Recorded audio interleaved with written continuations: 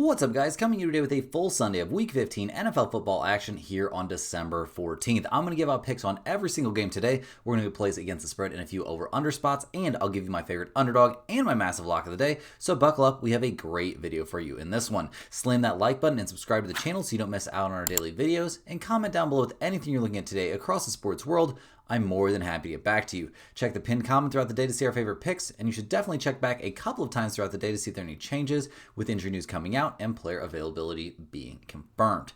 Yesterday, guys, it looks like we might be getting back on track here a little bit. We did get off to a tough start today. We had Michigan State minus 11.5, and Penn State plays by far their best game of the season, end up losing by only 4 points. Michigan State shot the lights out from 3, shot more than double the free throws, and also out-rebounded the Nittany Lions 40-27. Still found a way to win this game by only 4 points. So that was pretty unfortunate. We also had Florida minus 15.5. The Gators came out absolutely flat, but turned things around in the second half to eventually win by 10. The Gators just couldn't throw it in the ocean from deep or from the free throw line, and despite dominating the glass, they let the Revolutionaries hang around in this game. We got back on track, though. We had Michigan minus 17.5, and the Wolverines came out pretty slow, but dominated the second half, got us a pretty shocking win and cover by a half a point. Michigan shot 63% from 3 and outscored Maryland 56-33 in the second half. So looks like if they would have just played hard the whole game, things would have went pretty easily their direction. We also had Villanova minus 10. That was a solid 79-61 win there for the Wildcats. They get out to a good first half lead, never looked back. Villanova shot the ball well from distance and made enough of their free throws that it didn't even matter that they were at a deficit on the boards. We also cashed our dog of the day. We had Nebraska plus 9.5, and it was a straight up 83-80 win there for the Cornhuskers. An insane 32 points there from Sanford.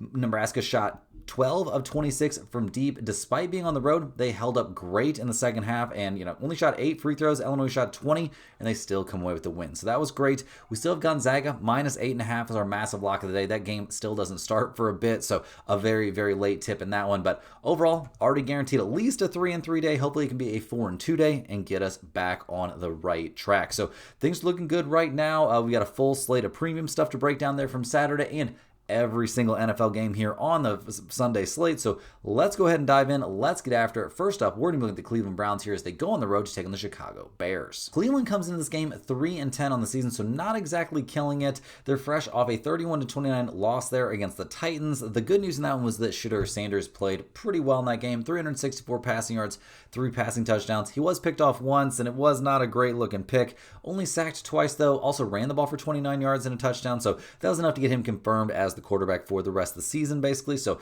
that's good news for him. We'll see, how that affects the Browns the rest of the season. Kind of feels like he should have been getting some reps a lot earlier in the year, if you ask me.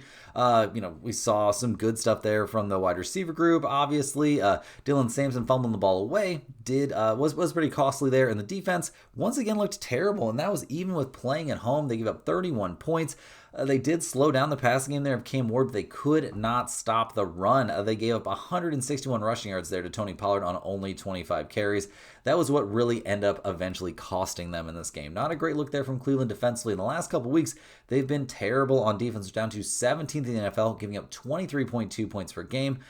It's not looking good. Not looking good. Back-to-back home games, terrible. We'll see what they can do here going on the road. The injury report here for Cleveland doesn't look great. Cedric Tillman's questionable there at wide receiver. Going to be missing Teller there at right guard and Conklin there at right tackle. So the whole right side of the offensive line very, very banged up. Just not looking great. Just a lot of red there on the injury report for the Browns on offense. On defense, they're healthier, but still not super healthy. Denzel Ward's going to be out for this game. Graham could be missing at right defensive tackle as well. So not a super healthy Browns team as they go on the road here to take on the Chicago Bears, who are 9-4 on the season. They come off this one fresh off a tough 28-21 loss there against the Packers. And the bad news is they have to play the Packers again this season, so we'll see how things go on that front. But in that 28-21 loss, they definitely had their chances. Caleb Williams was picked off once, but had 2 touchdown passes and 186 yards through the air. Swift, 13 carries for 63 yards. They will certainly be hoping that the running game could carry them a little bit more in this one, as the Browns looked very vulnerable there to the run.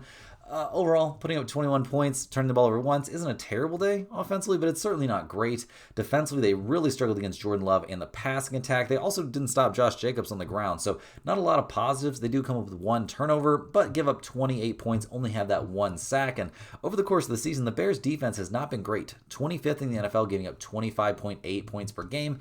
That is problematic for sure. So looking at the injury report for Chicago, they are relatively healthy. Rome Odunze, it does appear that he could miss this game. It sounds like he is going to play, but that foot issue, we'll see how well he actually plays in this game. Other than that, they are healthy on offense. On defense, they're relatively healthy coming into this game as well. So that's a big step in the right direction, especially at this point in the season. Obviously, they're missing some guys for the year there on defense, but overall, they're definitely a healthier team than the Cleveland Browns. Now, the Bears, they are 7.5-point favorites at home. We've got a total of 38.5 in this game.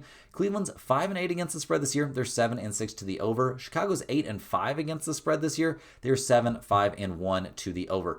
It's going to be 10 degrees in this game. This might be a spot where we want to back the under. Both teams are going to want to run the ball a lot. I don't think we're going to see a crazy amount of offense. Not that I'm in love with either defense, though, so it doesn't feel amazing. Backing the Browns, it feels gross in this spot, but I think at this number, we have to at least consider taking Cleveland here, getting those 7.5 points, but nothing from this game is going to make the pin comment, guys. It just does not fill me with too much optimism either way. Next on the docket, we're looking at the Baltimore Ravens going on the road to take on the Cincinnati Bengals. The Ravens are 6-7 on the season. They've lost 2 in a row, though, falling to the Bengals and to the Steelers. Now they got to face the Bengals again, and it's been a little bit of a tough way to go. They're only 6-7 on the year. They're a game back of Pittsburgh, who's only 7-6 on the season and is currently leading the AFC North. So we'll see what goes on down the stretch here. In that loss to the Steelers, we didn't love a lot that we saw from the Ravens. I mean, Lamar, 1 touchdown, 1 interception, sacked twice, 219 yards through the air.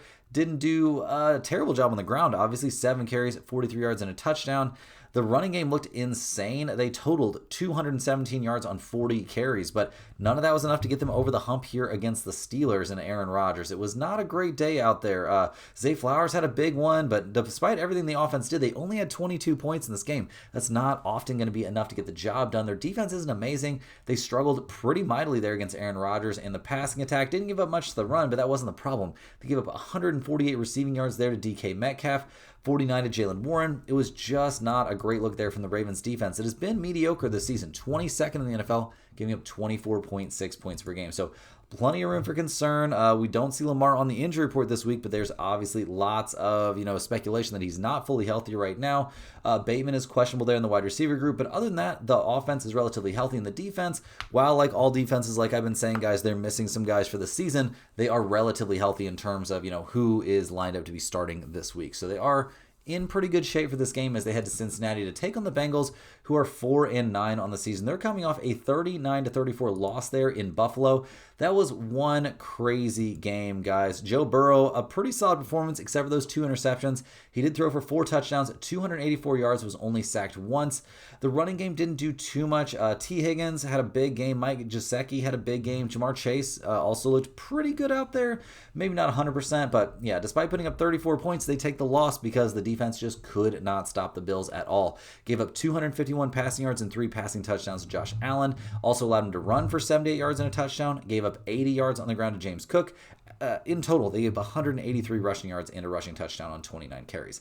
Not a good look. Not a good look. This Bengals defense is pretty terrible. I mean, they're last in the NFL, giving up almost 32 points per game.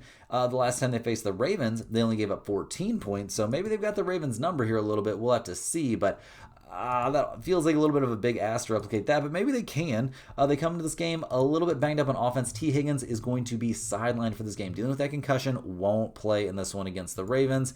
On defense, they are relatively healthy. That hasn't mattered this season, though. That defense is terrible. So looking at the numbers, the Bengals are getting 2.5 or 3 points. You can still find both numbers out there. We've got a total of 51.5 in this game. Baltimore's 4-9 against the spread. They're 8-5 to the over. The Bengals are 6-7 against the spread. They're 8-5 to the over. Guys, I'm definitely considering the Bengals here getting 3 points. It's going to be 12 freaking degrees in this game. I think despite what both teams have done this season offensively, we could also look at the under in this game. Joe Burrow seems like he has clinical depression right now. That interview did not look great, but despite that, with how bad Lamar has looked recently, I mean, maybe not that bad last week, but Burrow, as an underdog, he's been great against the spread in his career. So I think we have to consider both the under in this spot, and I think we definitely have to consider the Bengals getting a free field goal. Rolling right along here, guys, we're looking at the Los Angeles Chargers heading to Kansas City to take on the Chiefs. The Chargers are 9-4 on the season, so having a pretty good time. They won 2 in a row, taking down the Ravens and beating the Eagles 22-19 their last time out. That was a pretty big win. Kind of came down to the wire there. Obviously, they win by 3 in overtime. Herbert, 1 touchdown, 1 interception, only 139 yards, completed less than half of his passes. Seems like being out there one-handed does bother him a little bit, although he carried the ball 10 times for 66 yards. So you tell me maybe he's fine. Having Omari Hampton and Vidal both running the ball did look pretty good. The running attack was strong in that one. They did put the ball on the ground a few times. Herbert fumbled it twice himself. Only 1 was lost. They turned the ball over a grand total of 3 times, and Herbert took 7 sacks in this game, and they still managed to get the win. The defense was good, but was the defense good, or was Jalen Hurts just that bad? He got picked off 4 times and fumbled the ball away once. It was just a comedy of errors there from the Eagles. They wasted a massive day from Saquon. So, yeah, the Chargers defense didn't really have nearly as good of a time as it would look like in that game. They just benefited from some really crazy mistakes there. Over the course of the season, the defense has been good. They're top 10 in the NFL in points against, so that's not a bad look. They come into this game, kind of healthy-ish. We do see Johnston there questionable at wide receiver. We also see Elijah Molden there questionable, or doubtful at free safety. So not going to be at full strength there defensively. Offensively, I can't really say this team is at full strength when Herbert's out there without a left hand. I know that's not his throwing hand, but it is a little bit concerning. So we'll see what they do here on the road against the Kansas City Chiefs. They come into this game fresh off a 20-10 loss there against the Houston Texans. The Chiefs are long shots to make the playoffs this year, which is actually pretty nuts. We'll see if they're able to figure things out down the stretch. Mahomes was terrible there against Houston. Now, I say that it's statistically he was terrible. A lot of those passes, though, those interceptions, not really all his fault. Some passes just bouncing off of guys' faces or chests or hands and into the hands of the other team. So I'm not going to completely blame this on Mahomes, although he wasn't amazing out there. I'm not going to say that. The running game also didn't get going. Nobody went particularly nuts there in the receiving game. And despite the fact they lose this 20-10, they did have their chances in this game. Defensively, they looked pretty good. Giving up only 20 points isn't bad. It was against the Houston Texans, not a great offensive team, but they sacked C.J. Stroud 3 times, only allowed 200 passing yards, significantly limited the running attack, and yeah, just some questionable coaching decisions and some tough breaks there on some interceptions are what cost Kansas City in this one. So we'll see if they got a bounce back in them. They come into this game not super healthy. They're going to be missing both their right guard and their right tackle, so will not be healthy there on the right side of the offensive line at all. On defense, they're relatively healthy, and that's a big deal. They could be missing McDuffie there at cornerback. Do we have an update on? Yeah, he's listed as questionable. We'll see if he's actually able to suit up and play in this one. Might not be the most fun game to play. And the Chiefs, they are 5.5 or 6-point favorites. We've got a total of 41.5 in this game. The Chargers, 6-1 against the spread this year. They're 7-6 to the under. The Chiefs are 5-7-1 against the spread. They are 9-4 to the under. Guys, I think we're actually going to take the Chiefs here minus 5.5. Make sure you're getting an under 6. We don't want the full 6 out there. And part of the reason we're going to do this is the Chargers offensive line is a little bit banged up. They are well into their third stringers there on the offensive line. Took a bunch of injuries last week too. It's also going to be insanely cold in this game. I think in these conditions, Herbert playing with one hand. And I know it's his non-throwing hand, but it still makes a difference. I do think we see the Chiefs win this game by at least a touchdown. And this is another one of those situations with it being such a cold weather game, you could talk me into the under. The total is only 41.5, so it's not a huge number, but going to be real freaking cold. Both teams would love to run the ball. I don't know if they'll be able to, but I do think this is a spot where you could take the under, or definitely you could take the Chiefs. Hey guys, before we look at the Buffalo Bills going on the road to take on the New England Patriots, I got to shout out stumpthespread.com. Make sure you're clicking the link in the description to get over there and see the top confidence picks from our entire team of experienced cappers. Right now, our premium members are getting daily NBA, NHL, UFC, NFL, college football, and college basketball picks. It's a great time to dive in over there at stumpthespread.com as a premium member. We have so many sports going on right now. You get the maximum bang for your buck. Tons and tons of plays going out there on Saturday. It's a bit of an up and down day so far. We did cash the Knicks there as our main NBA play of the day. Knicks minus 4.5. That was good as gold. Some mixed results there over on the college basketball side. Pretty unfortunate to see Oakland not be able to keep that game a little bit closer. That looked like it was going to be a very competitive game. That just didn't happen. So we'll see. Still a lot cooking over there on the premium side, for the 13th. Let's see what we can get into here on the 14th. Tons and tons of NFL action over there in the premium section. We'll have one or two free picks over there in the free picks tab too. So make sure you're getting to stumpthespread.com. Even if you're not looking to buy anything, guys, you can find all kinds of great free resources there. Free picks over there every single day in the free picks tab. There's our free to use bet size calculator. And you got to make sure you're getting on that free email newsletter. It's a fantastic resource every single day. There's one email. That's all. You'll only get one, but it's going to have tons of great information in it. Parlays, free picks. There will be tons and tons of NFL touchdown and player props for tomorrow. So make sure you get on that email list as early as you can so you don't miss out on this Sunday's worth of value. This Sundays are probably the day when that email is the most valuable, but every single day, guys, there will be a free pick coming to you in that email. So definitely want to get on that list. It's very, very easy. Go to stumpthespread.com either by clicking the link in the description or typing stumpthespread.com into your browser of choice. Click that little green login button in the top right-hand corner. That'll prompt you to set up a free account.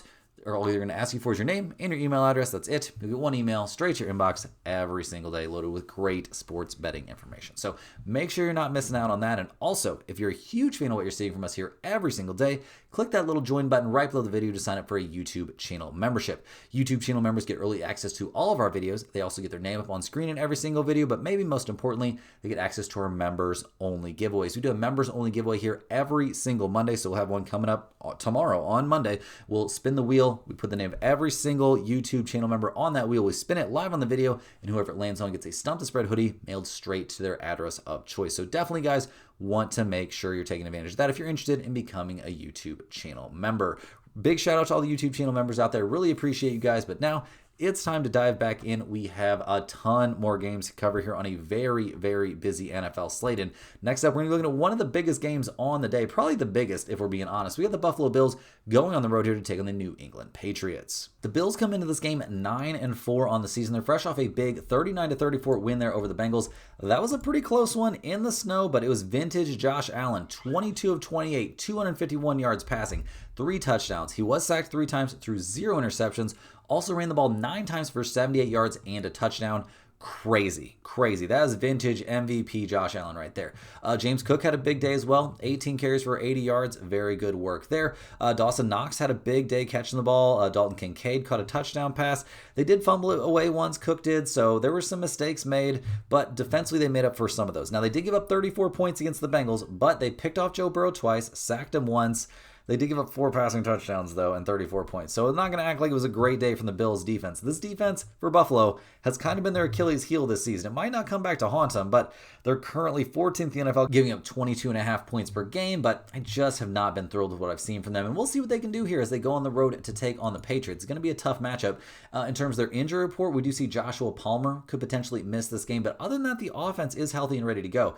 Defensively, we see Bernard questionable there at linebacker and Benford questionable there at corner. So neither one of those are positions you really want to be missing, guys, when you're going on the road to take on the rested New England Patriots. The Patriots are 11-2 on the season. They're coming off their bye week. They're also coming off of yet another win. They've just been killing it. They're coming off a 33-15 win, albeit it was over the Giants. They did beat the Bengals a little bit more handily than the Patriots did the week before that. But in that comfortable win over the Giants, we liked what we saw from Drake May. 2 touchdowns, 282 yards, no interceptions, sacked 3 times, didn't have to do too much on the ground, and just a very efficient day out there. We also liked what we saw from Trayvon Henderson, 11 carries, 67 yards. Ramondre Stevenson, 12 carries, 40 yards. They did all that without fumbling. That's a big step in the right direction also. Really everything clicking here for the Patriots on offense. And on defense, they gave up only 15 points, did allow Dart to throw a touchdown pass, and they gave up a little bit to the run. They weren't quite, 100% run stoppers, but they definitely didn't let anything go too nuts, didn't let Dart do too much with his legs, and,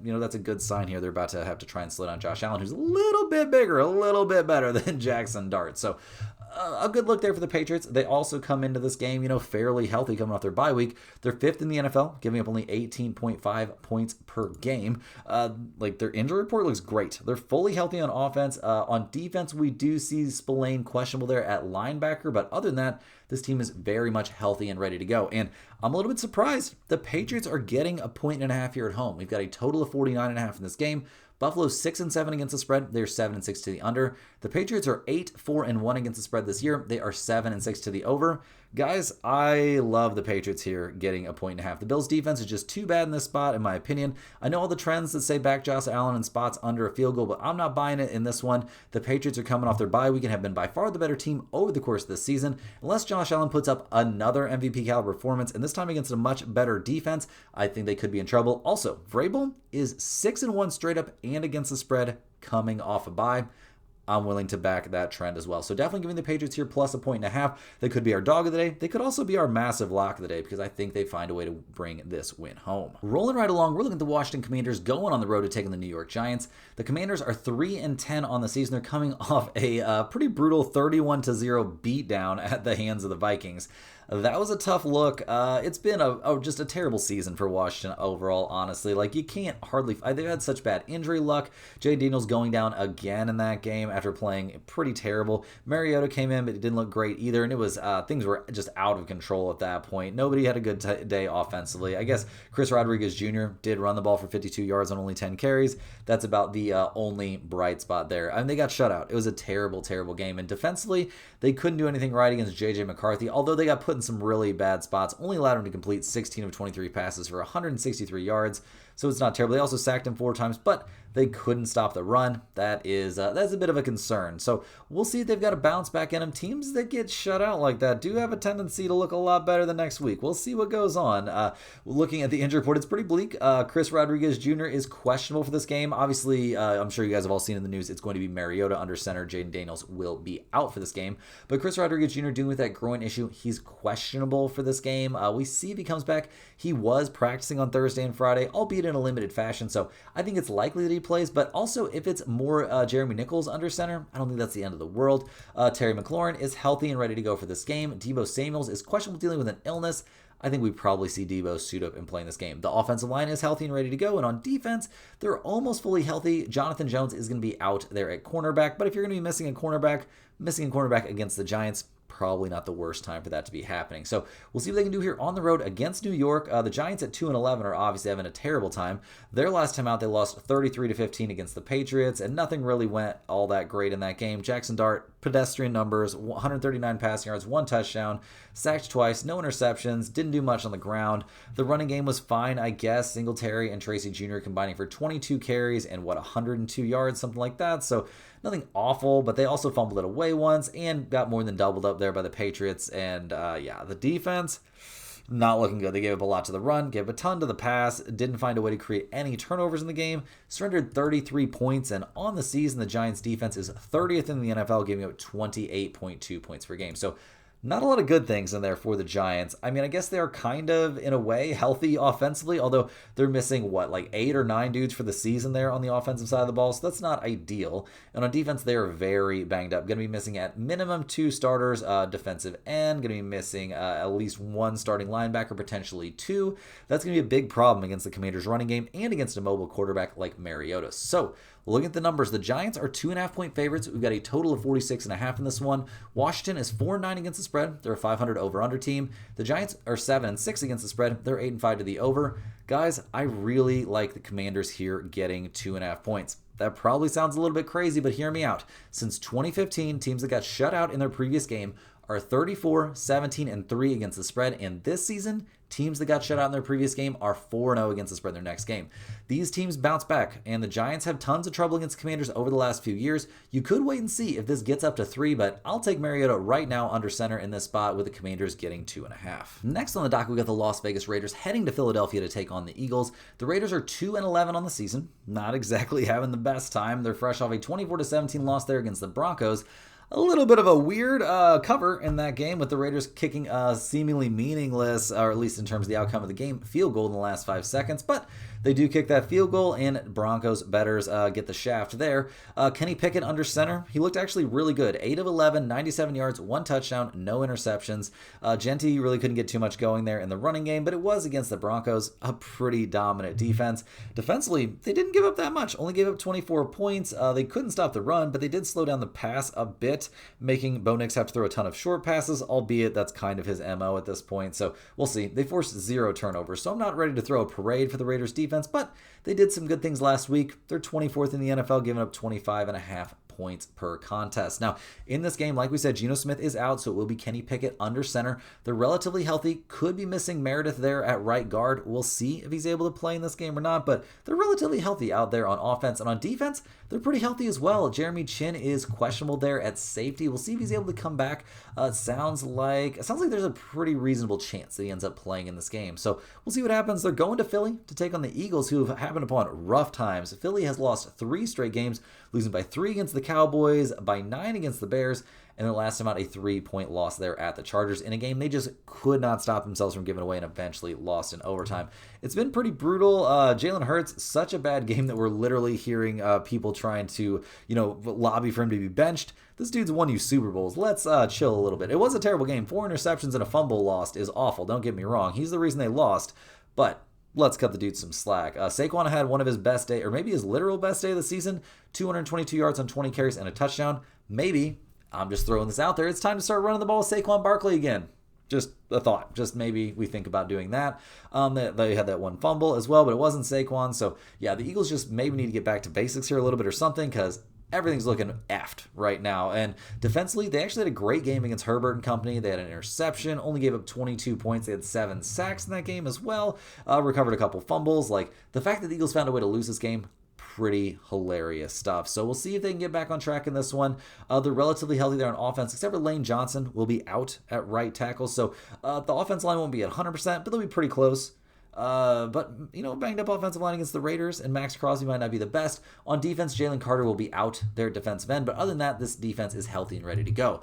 The Eagles are 12.5-point favorites in this game. We've got a total of 38.5. The Raiders, they're 5-8 against the spread. They're 7-6 to the under. The Eagles are 7-6 against the spread. They're 8-5 to the under.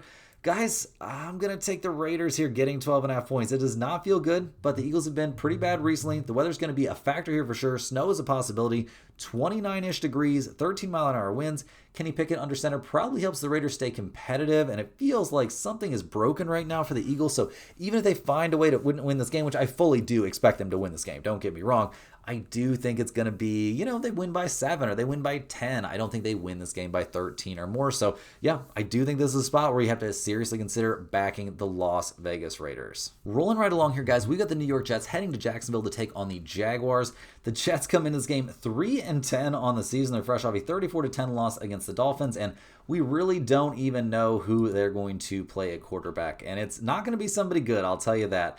Brady Cook played last week, had 2 interceptions, 163 yards, included less than half of his passes. That was after Tyrod Taylor went down. The running game looked terrible. There's just nothing good to say about the Jets right now, guys. They are pretty clearly the worst team that's currently being put on the field in the NFL this week, or at least that's what it's like to me. The defense also looked bad against the Dolphins last week. Despite Miami taking the ball out of Tua's hands and A-Chain getting hurt, Miami still wins this game 34-10 over the Jets because of how just terrible this team is up and down the lineup. Now, right now, it appears we're probably going to see Brady Cook, but potentially see Adrian Martinez. Maybe we'll see both of them under center. It's going to be a disaster either way. Mason Taylor's out there at tight end. Going to be missing at least one starting linebacker, but this defense is already insanely banged up, and it's not like they're really incentivized to win games at this point. And over the course of the year, they're 27th in the NFL in points allowed anyway. So it's looking pretty bleak here as they head to Jacksonville to take on the 9-4 Jacksonville Jaguars. Yeah, Jacksonville's good this season. They've won 4 in a row. They took down the Colts 36-19. I mean, well played there, although that was the game that Daniel Jones went down. So the Colts were pretty much as in disarray as you can possibly be. Lawrence, 17 of 30, 244 yards, 2 touchdowns in that game. So he's kind of doing what he's supposed to do right now. At least he's taking care of the ball. The running game looked very, very good there. Brian Thomas Jr. looked good. Turton did fumble it away once, but that didn't end up mattering in that game. The Jaguars won pretty comfortably. The defense looked good, except for against the run, perhaps, but you going up against a backup quarterback who just got thrust into the game, your defense is usually going to look pretty good. Now, over the course of the year, the Jaguars defense is 11th in the NFL, giving up 20.9 points per game. That's nice. They come into this one looking maybe healthy, very, very healthy on defense, actually, but on offense, could be missing Parker Washington, could also be missing Walker Little, so a couple small injuries there on offense. All that being said, the odds makers love Jacksonville here. They are 13.5-point favorites. We even see some 14s popping up. We've got a total of 41.5 in this game. The Jets, they're 7-5-1 against the spread. They're 8-5 to the over. The Jaguars are 8-5 against the spread. They are 7-6 to the over. I like the Jaguars here to get the blowout win and cover. I know they got to win by 2 touchdowns, but I don't think that's too crazy. The Jets don't have a real NFL quarterback for this game. They seem to have given up on this season to some extent, so give me the Jaguars. They've been playing better and better week after week. They need these wins to hold on to their lead there in the AFC South, and I think they get this one in a blowout. Next on the docket, our last noon game of the day, we've got the Arizona Cardinals headed to Houston to take on the Texans. Now, the Cardinals, they've had a rough season. They're 3-10. They're coming off a 45-17 blowout loss there at the hands of the Rams. So, yeah, nothing's really headed in the right direction for them at this point. Brissett under center has turned out to not really be the answer. 25-44, 271 yards, 2 touchdowns, 1 interception, 3 sacks. I mean, shocker that this dude is not a starting level NFL quarterback. Although those numbers are not terrible. I'm not acting like Kyler Murray would have put up anything drastically better, but it's just not looking like this is your quarterback of the future. So we'll see what they do down the stretch. Michael Wilson did have a monster performance, 142 receiving yards and 2 receiving touchdowns, so that's cool. But really, guys, pretty brutal stuff. They gave up 45 points in this game, didn't even slightly slow down the Rams' passing or running game. It was just a bloodbath out there. The Cardinals, not looking so hot right now, albeit against an elite level Rams team. Like, let's cut them a little bit of slack. They have played some close games, not necessarily in the NFC West, but they have played some close games. Their defense is not very good. The injury report is not looking great. Marvin Harrison Jr. out. Xavier Weaver out. Paris Johnson out. Evan Brown out. So they'll be missing the whole left side of their defensive line. On their offensive line, on defense, they're going to be potentially missing their starting right defensive tackle. They will be for sure missing 2 guys there in the secondary. So what will they be able to do here on the road against the Houston Texans? Well, Houston, they're 8-5 on the season. They're turning things on here at the end of the year. They've won 5 in a row. They're fresh off a 10-point win there over the Kansas City Chiefs. A pretty crazy game there. I will say the Texans were really, really struggling to run the ball before the Chiefs had some pretty rough turnover on downs kind of situations. And we see the Texans be able to take advantage of that. But Stroud was fine. 15 of 31, 203 yards, 1 touchdown, no interceptions, sacked 3 times. Not turning the ball over is pretty key. We also liked what we saw from Woody Marks there in the running game. Nico Collins had a big day, albeit only catching 4 out of 8 targets. So let's not celebrate too much. The defense, though, is off the chain good. It's pretty nuts. They gave only 10 points to the Chiefs. While they were helped a little bit by the Chiefs wide receivers, they did come up with 3 interceptions. They sacked Mahomes a couple times. They did stop the regular running game. They couldn't stop Mahomes from running, but I don't think we have to worry about that too much with Brissett here. So we'll see if the Texans can run it back here. Obviously, they got to be taking care of business in these games. They want to put pressure on the Jaguars for that top spot in the AFC South. They come into this game looking very, very healthy, both on offense and defense. No real concerns here. No major injury concerns for me for this game. Houston pretty much rested and ready to go in this one. They're 9.5-point favorites at home. We've got a total of 42.5. Arizona's 6-7 against the spread. They're 8-5 to the over. Houston 7-6 against the spread. 9-3-1 to the under. This is a little bit of a tough spot. CJ Stroud is a big favorite. Is usually not something you want to get super involved in. I do think the under could potentially make sense in this game as well. But in terms of a side, and this will not make the pin comment, I have to go just a little bit here with the Texans to win this game by at least 10. If you can beat the Kansas City Chiefs by 10, surely you can beat the Arizona Cardinals by 10. But like I said, guys, nothing from this one's making the pin comment. Next up, guys, we got one of the 2 big afternoon games. We're looking at the Green Bay Packers going on the road here to take on the Denver Broncos. Now, the Packers, they're 9-3-1 on the season. They've won 4 in a row, taking on the Giants, Vikings, Lions, and Bears. So those last 2 wins, very, very big. They find themselves atop the NFC North via a tie and via the tiebreaker there over Chicago, although they do have to play Chicago again this season. So we'll see how that one goes. In this first matchup against the Bears, Jordan Love had himself a day. 234 passing yards, 3 passing touchdowns, 1 interception, only sacked once.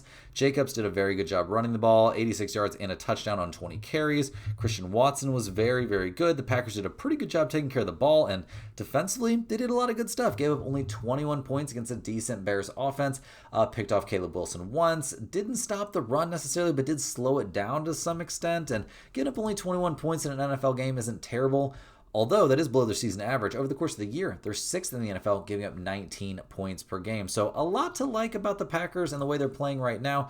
We do see Josh Jacobs is on the injury report. So is Emmanuel Wilson. So the running back room is looking a little bit banged up. But it sounds like we are going to see Josh Jacobs play in this one. Adam Schefter is reporting that. I'm seeing reports about that he's actually going to play, even though he's technically listed as questionable, kind of all over the place. Emmanuel Wilson is also questionable for this game. A little bit less clear on whether or not he's going to play. But other than that, the whole team, including the defense, is healthy and ready as they head to Denver to take on the Broncos, who are 11-2 on the season. They've played their way through a relatively soft schedule out there in the AFC, but they've done what they needed to do. They're coming off that 24-17 win there over the pretty hapless Raiders, so they'll take the win. But once again, a situation where Denver plays down to the level of their competition. Bo Nix, 212 passing yards, no touchdowns, no interceptions, sacked 3 times.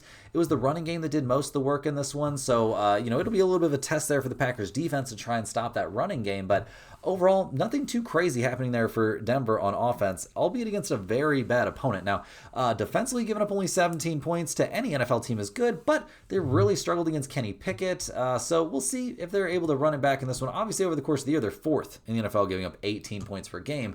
The injury situation for Denver also looks very, very solid. Their starting right tackle is questionable. Pat Bryant is out for this game. And on defense, they're healthy and ready to go. So looking at the numbers, you might be shocked to see that the Broncos are getting 2.5 or 2 points out there. We got a total of 42.5. The Packers, they're 6-7 against the spread. They're 7-6 to the over. Denver's 5-7-1 against the spread. They're 8-5 to the under. I will definitely be taking the Packers here -2. I think they're the better team right now. I'm more than happy to fade Bo Nix here, despite how good he's been occasionally in some fourth quarters.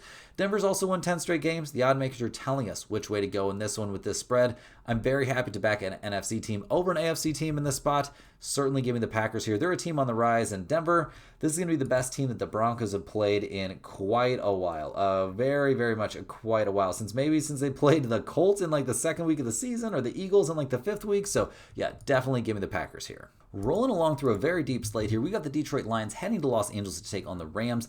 The Lions are 8-5 on the season. They're coming off a 44-30 crazy shootout win there over the Cowboys. They'll definitely take it. They've been alternating wins and losses, and when you look back at their schedule, you kind of start to struggle to find situations where they've beaten good opponents. Now, in that win over Dallas, Goff looked fine. 25-34, 309 yards and a touchdown is nothing to turn your nose up at. Montgomery and Gibbs both putting up very, very good numbers there on the ground. Jameson Williams, Amon-Ra St. Brown, Jahmyr Gibbs as well, all having very, very good days there catching the ball. No turnovers for the Lions, so an excellent day. No questions there, although that is against a terrible Dallas defense. Now, Dak and company just could not get out of their own ways. They made so many crazy mistakes in that game. It was pretty nuts. Dak got picked off twice, sacked 5 times, but some of those were not necessarily his fault. The running game looked good there against the Lions, but they just couldn't get out of their own way. They were fumbling the ball too. It was a rough day. Some of the credit for that has to go to the Lions defense, I guess, but a lot of it was unforced errors there from, a brain fart kind of day there from the Dallas Cowboys. Now, the injury situation for Detroit continues to be a huge concern. Could be missing up to 3 starters there on offense. The offensive line is definitely going to be banged up, no question about that. So, yeah, might be a little bit tougher sledding there for the running attack, and Kirby Joseph will be out there at safety, so this defense, as kind of per usual, is going to be at far from 100%, and that's a problem when you're going on the road to take on the Rams. The Rams, they're coming off a 45-17 beat down there against the Cardinals. It was a big bounce back after just a head scratcher of a loss there against the Panthers. The Rams have played really well this season. Some nice wins mixed in there, an early win over the Colts, an early win over the Texans, taking care of business against some bad teams, and yeah, blowing out the Buccaneers. So we're liking what we're seeing from them right now. They blew out the Cardinals last week, and everything went just according to plan. Stafford, 3 touchdowns, almost 300 yards passing. Blake Corum, Kyron Williams, both monster performances there on the ground game. Everyone, like Puka Nacua went off for 167 yards and 2 touchdowns. They got everything they wanted, and on defense, they gave up only 17 points. Shut down the pass, picked off Brissett once. They just played a hell of a game. A really good game there, albeit against a kind of bad opponent. So we'll see what they can do in this one. Devontae Adams is technically questionable, but will play in this game. Atwell may or may not play. I'm not too worried about that. The offensive line is healthy, so Stafford should be safe. And the defense, which has been very good this season, is fully healthy in radio. This has been the 3rd best defense in the NFL, giving up 17.5 points per game. So, looking at the numbers, the Rams are 6-point favorites. We've got a total of 54.5. Detroit's 7-6 against the spread. They're 8-5 to the over. The Rams are 9-4 against the spread this year. They're 7-6 to the under. I'll take the Rams here at anything under a touchdown for sure. The Lions are still very banged up. Now having to go on the road is a tough spot. Campbell and Goff have been good in this kind of matchup the last few seasons. Always good as underdogs, but they're just not the same offensively as they have been, in the last few years. The Rams are absolutely cooking right now. Their defense is great, and McVay, guys, he's great in December. Since 2021 in December, He is 16-3 against the spread. That's nuts. Definitely give me the Rams in this one. Will this be the lock of the day? Maybe not, but it's definitely making the pinned comment. Next up, we got the Carolina Panthers heading to New Orleans to take on the Saints. The Panthers are 7-6 on the season. They're coming off their bye week. They're also coming off that crazy 3-point win there over the Rams. Don't look now, guys, but the Panthers have a real chance out there in what has been a down year for the NFC South, obviously. They're currently in first place, so they'll take it. In that win over the Rams, Bryce Young looked amazing. 3 touchdown passes, 206 yards through the air. Chuba Hubbard, great. Rico Dowdle, great. Just nothing bad there on offense. And on defense, they bent but didn't break. Also picked off Stafford a couple times, took advantage of the Rams maybe being a little bit banged up there. So well played by the Panthers. Let's see if they can back it up going on the road in this one. I don't think that's impossible. They're fairly healthy on offense. On defense, kind of the same situation. Warden is questionable there at defensive end, but other than that, they are healthy and ready to go. So we'll see what they can do here on the road against the Saints, who are 3-10 on the season. They're coming off a 24-20 win over the Buccaneers. That was in Tampa Bay. Kind of a crazy game. We're liking what we're seeing right now from Shuck. It's kind of wild. Tyler Shuck, 1 interception, 144 yards, no touchdowns, but ran the ball 77 times for 55 yards and 2 touchdowns. Devin Neal did a great job on the ground as well. And the defense looked really good. Now, a lot of mistakes there from Tampa Bay. Baker got picked off once. We saw some just uncharacteristic drops and just not a great day out there in general. But we also saw some good stuff there from the Saints, albeit they gave up a lot to the run. So that is a big concern in this specific matchup. Their injury report coming into this game, Kamara will still be out. But other than that, they're a relatively healthy team. Looking at the numbers, the Saints are getting up to 3 points in this game. We've got a total of 40.5. Carolina's 8-5 against the spread. They're 7-6 to the over. New Orleans is 5-8 against the spread. They're 9-4 to the under. I'm going to lean a bit towards the Saints here at +3. The Saints are actually not great at home, though. Bryce Young, however, has never covered as a favorite on the road in his entire career. Ever. This is a letdown spot after a crazy win over Tampa Bay. Carolina is coming off a bye, so we have to approach this game with a ton of caution. It will not be making the pin comment. Next up, we got the Tennessee Titans going on the road to take on the San Francisco 49ers. The Titans are 2-11 on the season. They are coming off a 31-29 win there over the Browns, though, so you got to find some sort of positives on a season that's just tons of negatives. Cam Ward has not been as bad as this team's record would look. 2 touchdowns, 1 interception, only sacked once. Didn't do much in the ground game. It was really Tony Pollard that's the reason they won this game. He had 161 yards on 25 carries.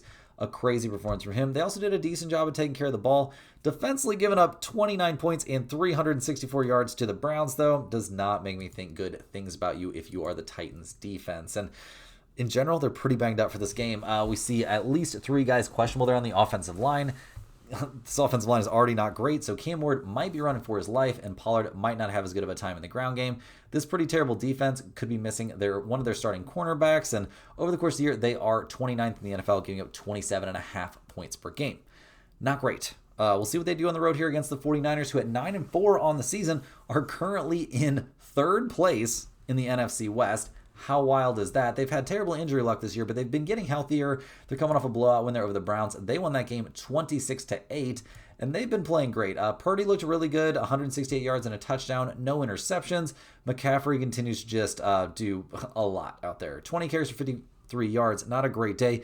He is dealing with a back issue, but he is going to play in this one, and I think he could be in for a pretty big day playing at home here, but we'll see what happens. Defensively, they only gave up 8 points their last time out. Crazy work there. You love to see it if you're a San Francisco 49ers fan, albeit it was against the Cleveland Browns, but the Titans are arguably a worse team, well, maybe given the results, but than the Titans. So we'll see what goes on here. The 49ers are going to be healthy there on offense, if that news that McCaffrey is going to play is true, and it appears to be true. On defense, they could be missing a couple starters, but I don't think that really moves the needle for me too much here as they're going up against the Titans. Over the course of the year, they're 8th in the NFL in defense, and their injury report doesn't really scare me too bad. The 49ers are 12.5 point favorites. We had a total of 44.5. Tennessee's 6-7 against the spread. They're 8-5 to the over. San Francisco's 8-5 against the spread. 7-5-1 to the over. You could maybe look at over 44.5 in this one. Just given those trends, I don't think that's insane, but better than that, guys. I'll take the 49ers minus 12.5. Our concerns in this one are the 49ers are only 4-8 against the spread coming off a bye week over their last 12 bye weeks. McCaffrey is going to play, so that should help. The 49ers have been blowing out opponents recently, and I think they do get a couple touchdown win here over the Titans, who just don't have anything to play for at this point. Rounding into the home stretch, guys, we're looking at the Indianapolis Colts going on the road to take on the Seattle Seahawks. The Colts are 8-5 on the season. They've had some really bad injury luck, and they've lost 3 in a row in 4 out of 5. They're coming off that 36-19 loss there against the Jaguars that let us, see the end of Daniel Jones' season. Pretty brutal there, and Riley Leonard go under center, and that looked bad. It looked so bad that they went and got Phillip Rivers off the couch out of a retirement home, it feels like, to be honest. So we'll see what he can do. Jonathan Taylor had a good day. They're going to need him bad in this one, and going to need everything to kind of mesh. The defense got shredded last week, so that's a bad look. Shredded by the Jaguars. They come into this game healthy on offense, except for, this whole starting quarterback situation. On defense, going to be missing Sauce Gardner, so that's pretty unfortunate. You make a big trade for a guy, and he misses tons of time. So we'll see what they can do here on the road against the Seahawks, who at 10-3 on the season have pretty much been killing it lately. They've won 3 in a row, beating the Titans and then shutting out the Vikings, and then beating the Falcons 37-9 last week. It's getting kind of nuts for Seattle on defense. It looked really, really good. Darnold bounced back last week, too. Had 3 touchdown passes, 1 interception, 250 passing yards. The running game looked good. The defense looked amazing, obviously, there against Kirk Cousins, creating tons of turnovers, only giving up 9 points. Over the course of the season, Seattle is second in the NFL, giving up 17.4 points per game defensively, so pretty nuts there.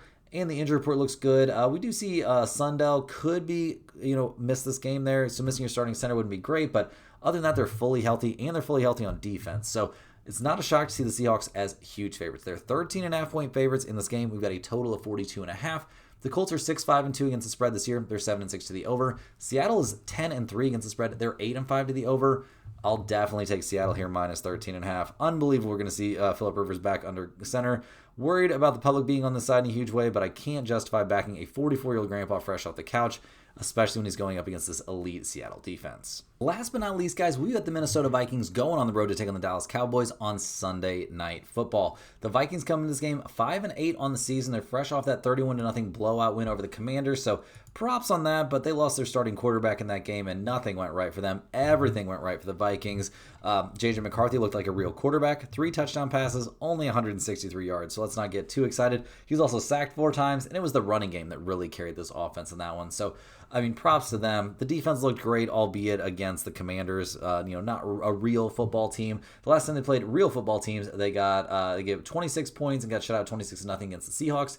And then before that, they gave up 23 points and lost 23-6 against the Packers. So we'll see what happens in this one. They are 12th in the NFL, giving up 21.6 points per game. But, I'm not seeing any miracles incoming here for the Vikings. They're relatively healthy. They could be missing the starting left tackle. But other than that, they are pretty much healthy and ready to go here as they head to Dallas, taking the Cowboys, who had 6-1 on the season.